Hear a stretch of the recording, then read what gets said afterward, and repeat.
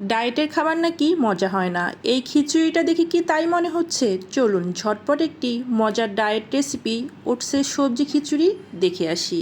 এজন্য আমি কিছু সবজি যেমন গাজর, ক্যাপসিকাম, বরবটি এবং পেঁপেকে ভালোভাবে ছোট ছোট করে কিউব করে কেটে নিয়েছি এবং অল্প একটু মুসুর ডাল ও মুগ ডাল সেই সাথে ওটস নিয়েছি। প্রথমে আমি একটি পাতিলের মধ্যে অল্প একটু সরিষার তেল দিয়ে একটি এলাচ দিয়ে দিলাম। এরপরে পেঁয়াজ কুচি দিয়ে কিছুক্ষণ নাড়াচাড়া করে সেই সবজিগুলো দিয়ে বেশ অনেক সময় ভেজে নিয়েছি।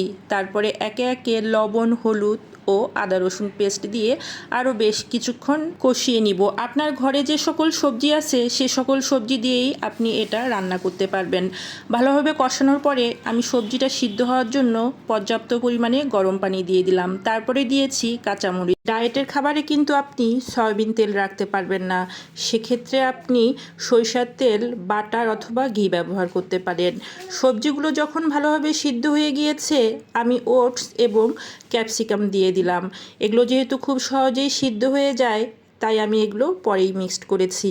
এরপরে আমি 1 চামচেরও কম একটু ঘি দিয়ে ভালোভাবে সব কিছু কষিয়ে নিব। আপনি ডায়েটের খাবারকে মজাদার করার জন্য বিভিন্ন ধরনের মশলা ব্যবহার করতে পারেন। রান্নাটা যখন শেষের দিকে আমি উপর থেকে ভাজা জিরা গুঁড়া, ধনিয়া পাতা এবং আর একটু ঘি দিয়ে দিলাম। এতেই কিন্তু এই সবজি খিচুড়ির টেস্টটা বহুগুণে বেড়ে যাবে। এই ওটস খিচুড়িতে একসাথেই আপনি পাবেন ফাইবার, কার্বোহাইড্রেট, প্রোটিন, মিনারেল এবং ভিটামিন পাওয়া যায়, তাই একে ব্যালেন্সড ডায়েট বলা হয়। ডায়েট খাবারের সাথে কিন্তু অবশ্যই আপনাকে শসা, লেবু, কাঁচামরিচ এবং প্রোটিন জাতীয় খাবার যেমন ডিম, চিকেন, বিফ অথবা মাছ পর্যাপ্ত পরিমাণে রাখতে হবে।